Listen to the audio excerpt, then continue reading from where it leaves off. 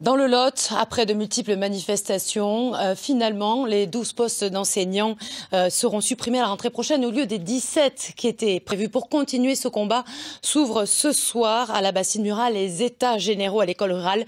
Nous y retrouvons tout de suite Aurélien Pradier, député du Lot. Bonsoir. Première question, vous êtes à l'origine de cette réunion publique ce soir. Quel est le but de ces états généraux ? Le but, c'est de parler positivement de la ruralité. Je ne supporte plus, et nous sommes de nombreux acteurs, parce que c'est une action collective, à ne plus supporter que l'on parle de la ruralité comme d'une simple variable d'ajustement. Et donc tout le défi que nous nous sommes lancés, c'est de valoriser les atouts de la ruralité, notamment de l'école rurale. Nous allons pendant un mois travailler durement pour démontrer ce que notre ruralité est capable de faire de mieux et sortir de cette logique comptable insupportable qui, depuis de nombreuses années, en vérité, attaque nos territoires et les affaiblisse. Vous avez réussi à sauver quelques postes d'enseignants, très peu, c'était pas suffisant. L'idée, c'est quoi ? D'entamer un bras de fer avec l'État ? Non, l'idée c'est de reprendre notre destin en main. La logique comptable, je le dis, ne peut plus durer. Nous avons sauvé un certain nombre de postes à force de manifestations, de mobilisations parfois très dures. On ne peut pas chaque année revenir dans cette démarche-là et cette logique-là.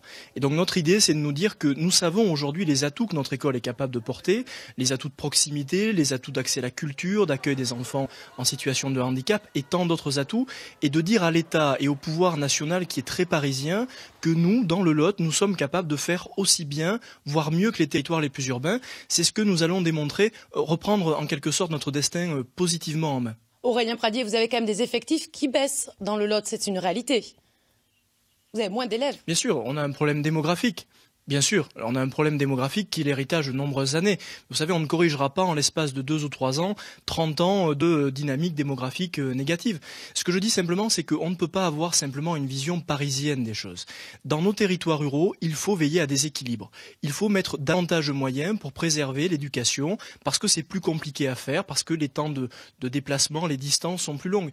Il faut que l'État et le gouvernement acceptent qu'on ne peut pas traiter l'école dans le Lot de la même manière que l'école à Neuilly ou je ne sais dans quelle zone autre urbaine de notre pays.